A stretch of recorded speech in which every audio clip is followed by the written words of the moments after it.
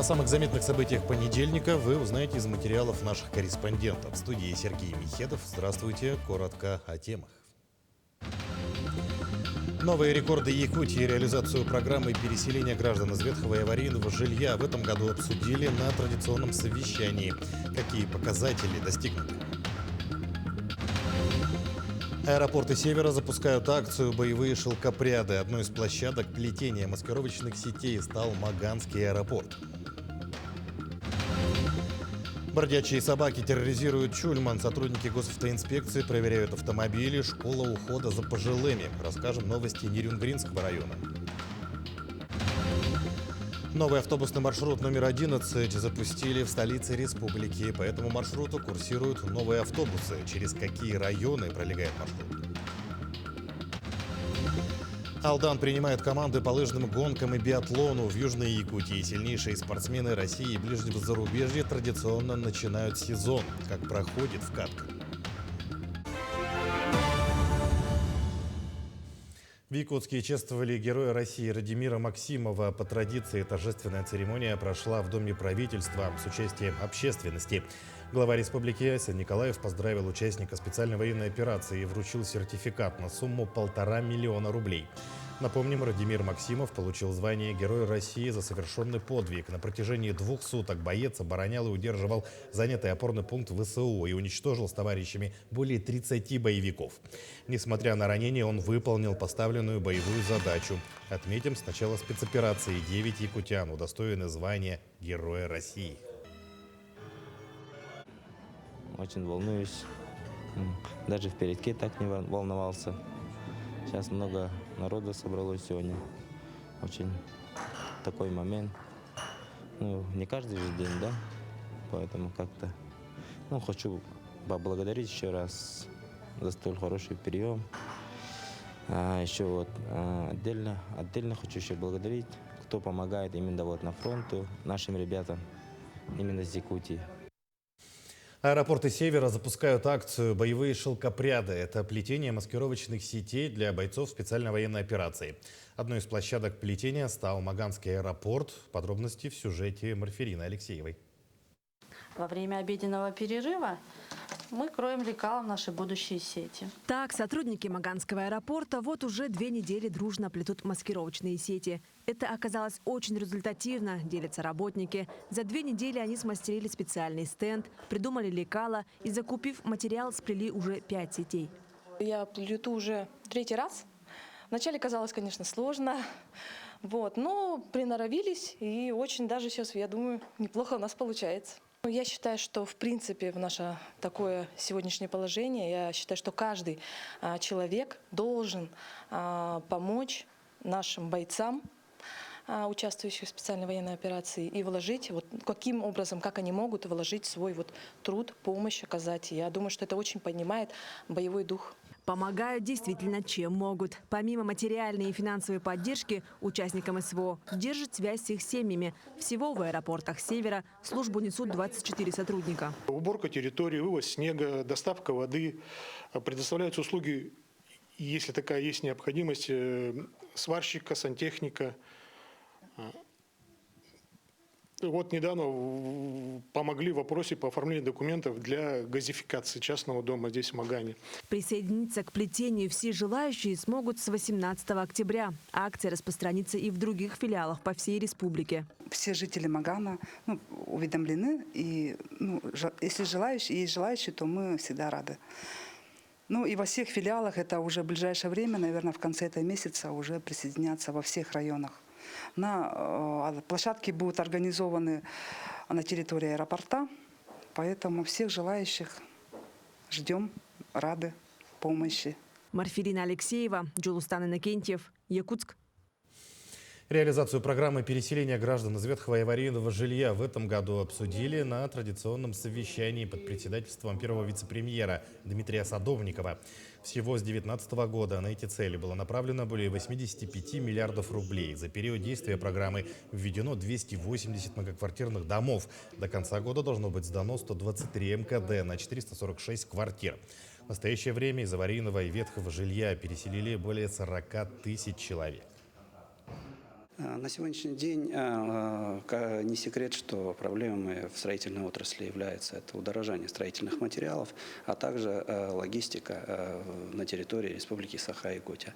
Но эти вопросы решаются с усилиями правительства республики, а также на указанные цели направляются дополнительные трудовые ресурсы. Как изменится размер единого пособия в Якутии в 2025 году? Так, прожиточный минимум на душу населения по Якутии в следующем году увеличат с 23 тысяч до 26 тысяч 777 рублей. Вслед за этим вырастет и размер единого пособия для детей и беременных. Напомним, единое пособие составляет 50, 75 или 100% от регионального прожиточного минимума в зависимости от дохода семьи. Выплата назначается беременным, ставшим на учет до 12 недель, и на детей до 17 лет. Для беременных за основу берется прожиточный минимум для трудоспособного населения, а для детей минимум на ребенка.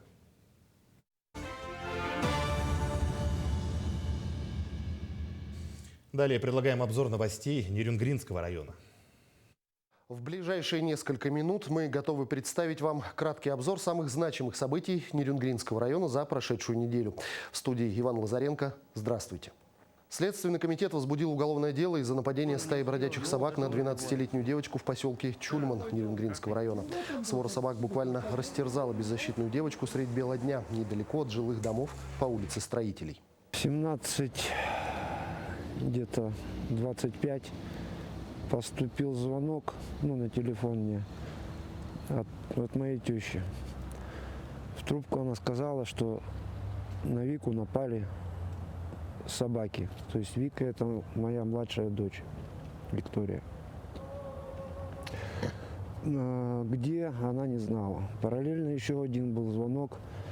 Это значит, учительница из школы, где обучается Вика, позвонила и сказала мне примерно, где это происходит. Они тоже не знали, искали, где это происходит. Там в районе, там два магазина небольших, Каспий и Мечта так называемая. Я на своей машине поехал в этот район. В общем, я обнаружил, там улица Строительная такая, дом 12. В общем, возле этого дома парнишка с палкой отогнал собак, и там лежала моя дочь. Пострадавшую доставили и госпитализировали в травматологическое отделение Нерюнгринской ЦРБ с множественными рваными ранами. Операция длилась более 4 часов при участии нескольких хирургов и травматологов. Происшествие вызвало справедливый гнев у жителей поселка, собравшихся на следующий день рано утром на митинг в поселковой администрации. Все эти разговоры, эта песня хороша, начиная сначала. Да. Ни одной. Это как было, это все будет, да, это будет. Да, я вам сейчас хочу сказать, товарищи или там граждане, давайте на законодательном, чтобы Илтумен на законодательном уровне, менять надо законодательство по отношению к собакам. В советское время запросто ездили люди и отстреливали этих собак. Врачами было сделано все возможное для спасения 12-летней школьницы, но, к большому сожалению, из-за тяжести состояния в результате полученных травм, несовместимых с жизнью, девочка скончалась, сообщила пресс-служба Минздрава региона 9 октября. Жители поселка организовали стихийный мемориал. На место трагедии несли свечи, цветы и вино. Проблема бродячих собак для Чульмана не нова. По данным Роспотребнадзора, за последние 9 месяцев этого года количество обращений об укусах собаками в поселке Чульман возросло почти в 3 раза по сравнению с аналогичным периодом прошлого года. У меня муж здоровый мужчина, метр с лишним ростом, там почти 2 метра, вот такой вот. Он пакетами отбивался, здоровый мужик, он не мог их отбить. У меня ребенок боится выйти просто с подъезда, вынести мусор, он не выходит. Он: мама, я не пойду. Они у меня не ходят гулять, не боятся, потому что страшно, что они... Я живу вот здесь, вот сразу возле администрации, которую ночь подряд я просыпаюсь ночью, потому что свора собак вот здесь прям под окнами устраивает грызню. В поселке Чульман работают 2 бригады по отлову животных, задействованы волонтеры. Плановая работа по отлову животных ведется также в поселках Хани, Беркакит, Золотинка и селе Иенгра. Учитывая погодные условия, сложившиеся в Нерюнгринском районе, госавтоинспекцией проводится оперативно-профилактическое мероприятие «Учебное транспортное средство». Цель – предотвращение дорожно-транспортных происшествий и снижение тяжести их последствий. Водители учебной машины, вправо принимаем, останавливаемся. Направлено это все в первую очередь у нас на водителей учебных транспортных средств, как мастеров производственного обучения, так и кандидатов в водители, и лиц, которые получили водительское удостоверение относительно недавно, то есть начинающие водители. Это у нас категория граждан, которые получили водительское удостоверение менее 2 лет назад. В первую очередь у нас акцентируется внимание на выявление нарушения. Это у водителей учебных транспортных средств у нас проверяется техническое состояние транспортного средства, наличие документации, предусмотренной пунктом 2.1.1 правил дорожного движения Российской Федерации. То есть это у нас наличие водительского удостоверения, свидетельство о регистрации транспортного средства, страхового полиса, обязательного страхования гражданской ответственности, путевой лист и наличие действующей диагностической карты, которая подтверждает допуск транспортного средства к участию в дорожном движении. Стражи порядка останавливают на дорогах города автомобили с опознавательными знаками «Учебный автомобиль», проверяют техническое состояние транспортных средств и наличие соответствующей документации. Отметим, что, несмотря на ухудшающиеся погодные условия, курсанты нерюнгринских автошкол чувствуют себя на дорогах весьма уверенно. Да, все нравится, отлично, не мешает, нормально все. Ну, могу чуть-чуть превысить скорость. Молодец, отлично ездит. В общем, проходит замечательно, очень интересно и познавательно. Какие-то сложности у вас возникают или все дается нормально? Ну, бывает, конечно, всякое. Бывает что-то и со сложностями, но все-таки дается. Нерюнгринским управлением социальной защиты населения организована работа школы ухода за пожилыми и инвалидами, утратившими способность к самообслуживанию.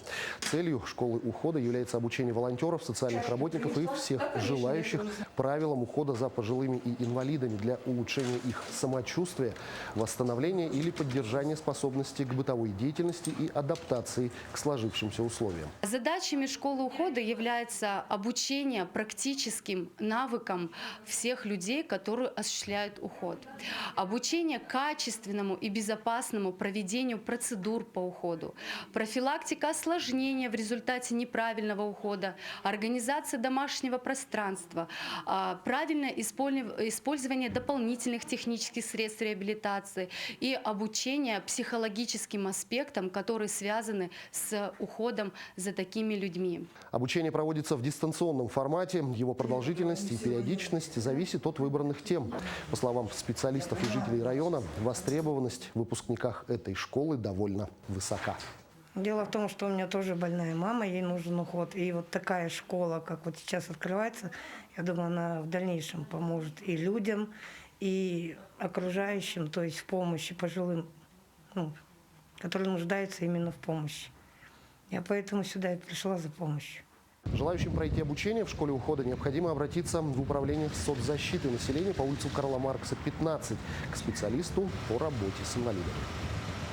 На этом у меня все. Мы продолжаем следить за развитием событий. Но самых значимых из них мы продолжим рассказывать на канале Якутия-24.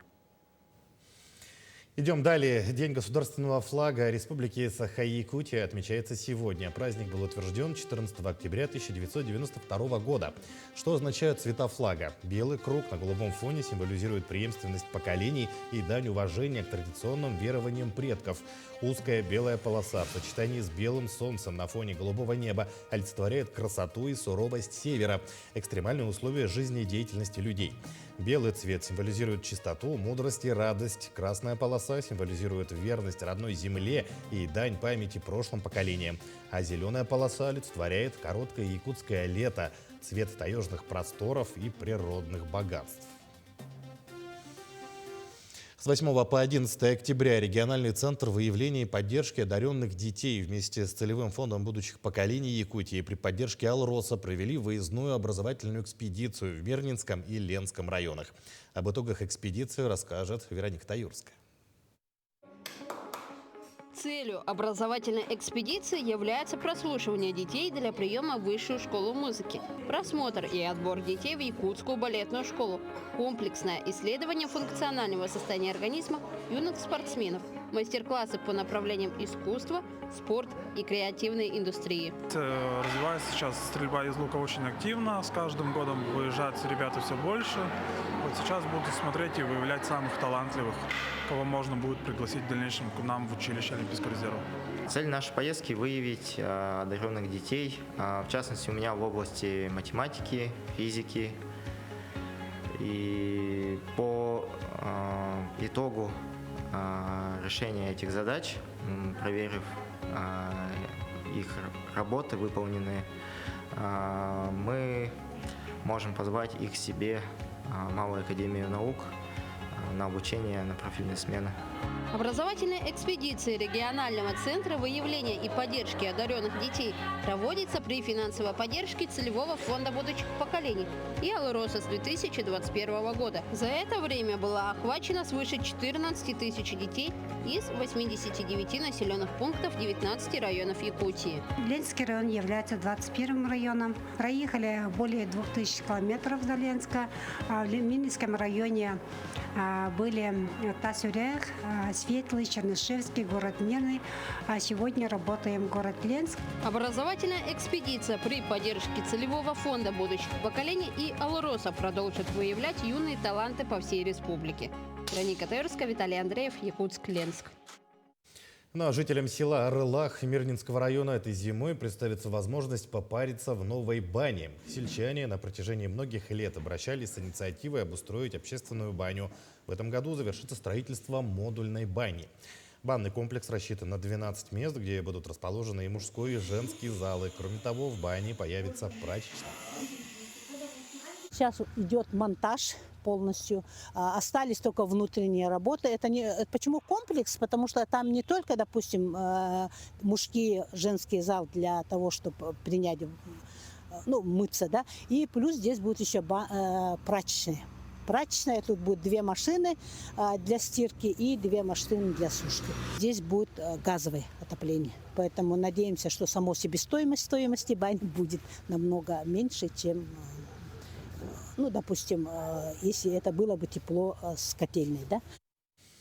Новый автобусный маршрут номер 11 запустили в столице республики. По этому маршруту курсируют новые автобусы, которые в том числе провозят пассажиров через район Речевой школы, село Пригородный и улицу Птицевод. Подробнее в следующем материале.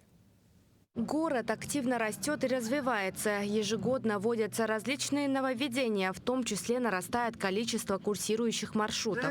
Жители микрорайона Речевая школа давно ждали открытия удобного маршрута номер 11. Спустя время их просьба осуществилась. Новый маршрут 11, который вот сегодня начинает свою работу, очень нам на руку. Мы очень рады.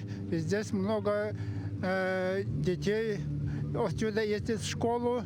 Они раньше учились в пригороде, что было с пересадками и прочими очень тяжело для них. Новый маршрут повысит транспортную доступность города для проживающих по улице Птицевод и улице Геодезиста в селе Пригородный, где ранее не курсировали автобусные маршруты. Всего он охватит 31 остановку. Общая протяженность маршрута составляет 12,5 километров. Общее время в пути – 1,5 часа.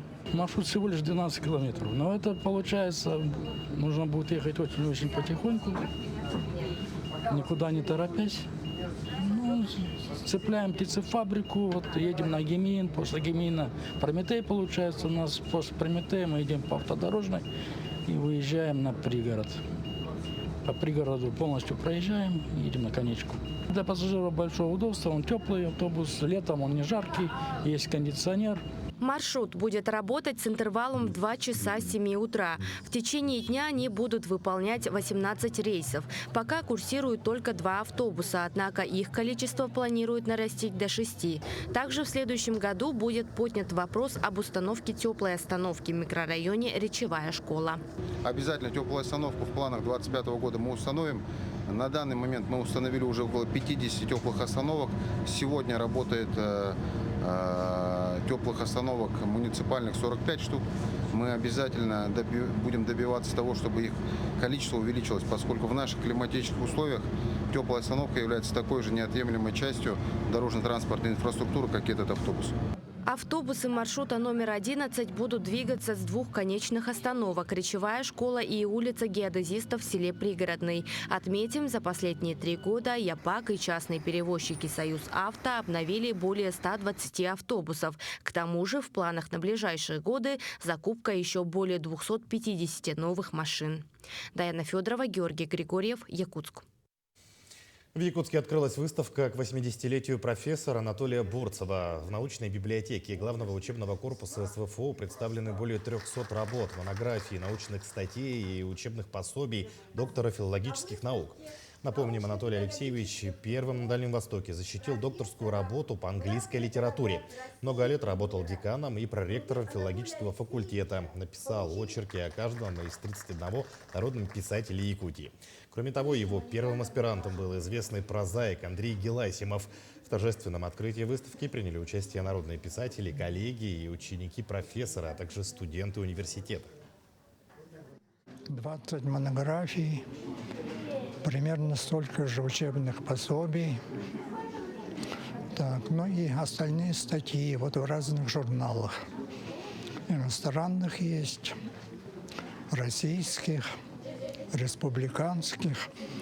Особенно в журнале «Полярная звезда», по моим подсчетам, вышло порядка 50 статей. Теперь о спорте. Алдан принимает команды по лыжным гонкам и биатлону в Южной Якутии. Сильнейшие спортсмены России и ближнего зарубежья традиционно начинают сезон. Учебные тренировки у сборных продлятся в течение месяца. Как проходит вкатка, узнали наши коллеги. Завершив учебную тренировку, спортсмены российской сборной по биатлону вернулись в Республиканскую спортивную школу Олимпийского резерва по лыжному спорту Алдана. Тренировка, по словам биатлонистов, прошла полноценно. Сейчас по распорядку обед. Настроение отличное. Смогли покататься на лыжах сегодня. Достаточно неплохой снег был для тех условий, которые на данный момент есть. Снега не так много. Смогли сделать достаточно длинную тренировку. Встречают нас в Алдане всегда гостеприимно, как дома, поэтому мы рады очень здесь быть. В Алдан биатлонисты прибыли на учебно-тренировочные сборы. Ценность осенней вкатки переоценить невозможно. Сейчас не только отрабатывается техника, но также закладывается ресурс, силы и выносливости, необходимых в соревновательном периоде. Достаточно продолжительные у нас, как всегда, здесь сборы. До 5 ноября мы планируем здесь. Здесь будем тренироваться, участвовать в соревнованиях. В этом году осень выдалась мягкой, и пока спортсмены оттачивают мастерство за городом, где снег уже лег. По прогнозам метеорологов, осадки ожидаются в ближайшие дни, и с образованием устойчивого снежного покрова тренировки будут проходить на территории школы Олимпийского резерва. К сожалению, снега, вы видите, очень мало здесь. Нам приходится ездить здесь в районе Арачона. Нашли место, где достаточно много снега, по дороге там катаемся. Там неплохая ситуация со снегом, поэтому тренировка получилась хорошей. В этом году у нас, как говорится, рекордно выпал, как говорится, поздний снег, но силами нашего коллектива мы подготовили резервную трассу от 25 километров от Алдана. Сильнейшие спортсмены страны и ближнего зарубежья традиционно открывают лыжный сезон в Южной Якутии. В этом году в Алдане первыми к тренировкам приступили биатлонисты. В ближайшие дни к ним присоединятся лыжники. Сегодня приезжает сборная команда Республики Беларусь по лыжным гонкам. И на этой неделе тоже мы ждем группу Олега Арестовича, переводчика по лыжным гонкам. Осенняя вкатка, являясь своего рода стартом лыжного сезона, предваряет спортивные соревнования не только в России, но и в мире. Так, на исходе октября в Алдане состоится ультрабиатлон, а спустя неделю, в начале ноября, спортсмены померяются силами в состязаниях по лыжным гонкам. Татьяна Вахнина, Сергей Шипачев, Александр Лукин, Алдан. Семейная команда «Движение первых» в Ленске организовала соревнования. Их провели второй год подряд. Приняли участие 16 команд.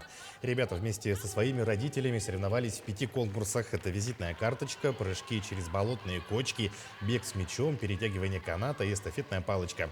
Участники фестиваля показали ловкость, скорость и слаженность действий всей команды. Все получили грамоты, медали и памятные призы от Комитета молодежи.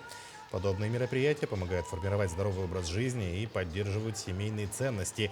А следующим этапом проекта станет районный фестиваль «Родные и любимые». Основные ценные призы мы будем вручать на районном семейном фестивале, который называется «Родные и любимые». Это тоже проект «Движения первых», который начали реализовать с этого года, куда мы всех приглашаем, кстати. И там мы будем вручать ценные сертификаты, подарки от «Движения первых», от Комитета по молодежной политике. Сегодня мы вручим кубки и медали от молодежки, Комитет молодежи, и от «Движения первых». Таким наши корреспонденты увидели уходящий день. Всего доброго и оставайтесь с нами.